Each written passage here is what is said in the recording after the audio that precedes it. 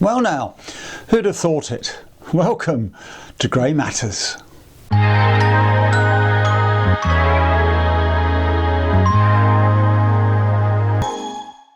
Hello and welcome to Grey Matters, the channel that promotes the fact that the older generation still matters, still has relevance, and which looks at issues that matter to the older generation. Now you might remember in our last edition, only a few days ago, that we were looking at the government's intention to allow the Department of Work and Pensions to examine the bank accounts of anyone and everyone receiving a state pension. They won't need to suspect you of wrongdoing, and they won't even have to tell you they're doing it. Now you'll recall that we quoted Labour politician Sir Stephen Timms, who was very unhappy about it and challenged the Department of Work and Pensions as to why they would ever need to do it, and they couldn't give him an answer.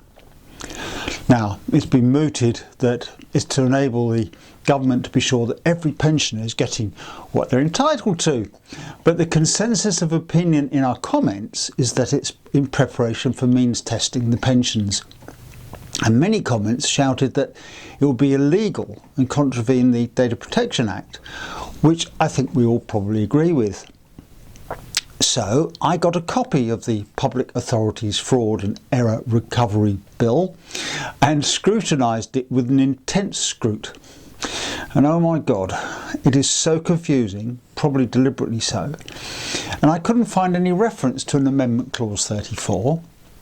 And I shared the document with subscriber Roy, with whom I've been chatting about this via email, and he couldn't find clause 34 either. Now, we agreed that it was probably an amendment to the Data Protection Act, which would make sense if you think about it. If your policy is going to break the law, what do? You change the law. So, upon checking further, I'm certain now that clause 34 is an amendment to the Data Protection and Digital Information Bill, and by changing the law it'll no longer be illegal for them to do it. But I discovered something else. I found a video of Sir Stephen's speech, and it's dated 2023, which means it was the Tories who were pushing for this in the first place. Just take a look at this clip. I rise to speak very specifically on New Clause 34, Government New Clause 34, and the connected government amendments, which, as we've been reminded, give the ministers power to inspect the bank accounts of anyone claiming a social security benefit. And I think it's been confirmed that that includes child benefit, state pension, as well as universal credit and all the others. My right honourable friend also told us, and I hadn't seen this assurance, that these powers are not going to be used for a few years.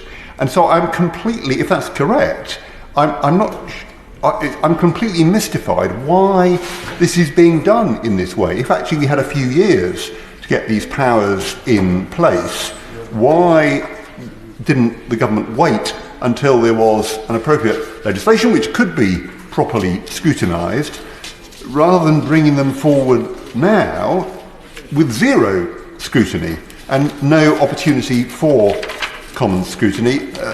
There will no doubt be scrutiny in the other place, but surely a measure of this kind ought to have scrutiny in.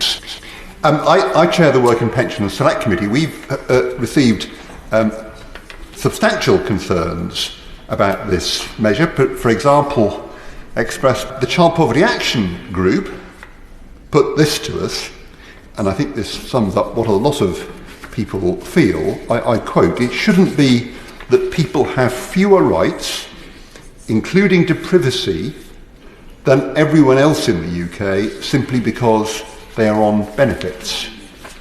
So, as we've been reminded, this measure will give the government the right to inspect the bank account of anyone who claims a state pension. So all of us, actually, every single one of us, this measure will give the government the right to look into our bank account at some point during our lives without suspecting that we've ever done anything wrong, without telling us that they're doing it. The Minister said earlier on, and this is what I've always understood to be the principles of the party that he is a member of, that the powers of the state should be limited to those absolutely necessary.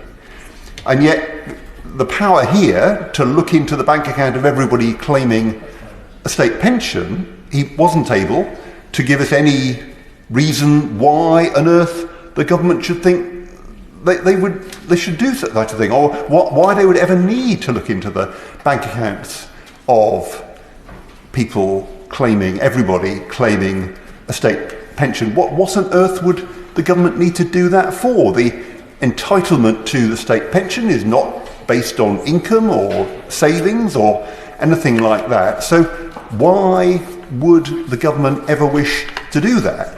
And if we can't even think of a reason why the government want to do it, why is the government now taking the power to enable them to do it? If the principle is, and I think all of us would agree with this actually, whatever party we're in, the powers of the state should be limited to those absolutely necessary. Well, that power is definitely not absolutely necessary, and indeed no one has been able to come up with any reason for why it would ever be used. So, yes, I will give way.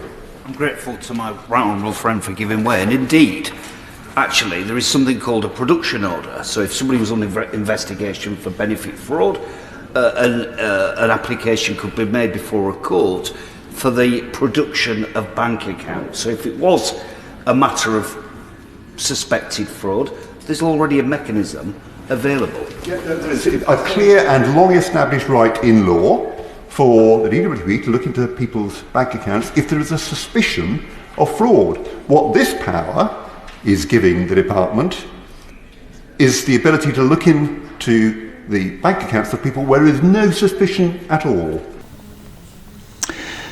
Yes, so of course it makes sense, doesn't it, that a Labour politician was challenging it. It seems now that, now the Labour government has picked up the Tories' baton and they're running with it. He and the other Labour politicians seem to have gone remarkably quiet. I'll leave a link to his full speech in the description because everything he says in it is still relevant.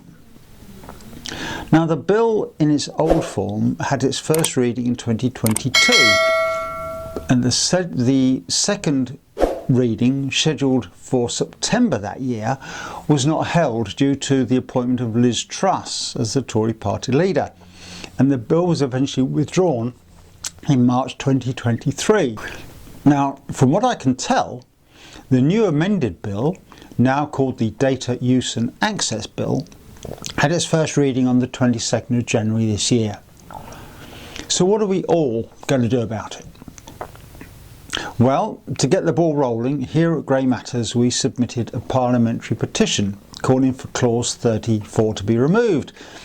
But of course, I referenced the wrong bill, referenced the first bill that we thought it was. Now that we know it's the Data Protection Act, we've resubmitted it, asking for it to be removed from the new Data Protection Bill. So a big thank you to all of you who submitted your email addresses so we could get past the first stage. And for those that did that last week, that was for the old petition, you'll need to sign the new petition once it's published, assuming it is. So where are we now? Well, we're waiting for the new petition to be approved and then published. Getting it past the approval could be the issue, of course. But once that's done, we'll let you all know on here, and you can sign it then if you wish. Now, for those of you that like a challenge and would like to look at the unamended bill from 2023, I'll leave a link to that in the description, and good luck. It could be that, it could be that we've still got it wrong. Government bills, their amendments and changes of names, things make it very difficult to interpret, keep track of and find the information we're looking for. And when it gets to jargon and legalese, I do struggle, probably as most of us would. But nevertheless, I'm sure we'll get there in the end, even if it takes a few tries. So bear with us, sooner or later we'll get that petition submitted, I'm sure. Now, I'm off to Gibraltar for a few days and will no doubt be putting together a travel vlog about the trip. We've got a few travel vlogs on the channel. Now, if you've been there and want to recommend something for us to do, then please leave a comment.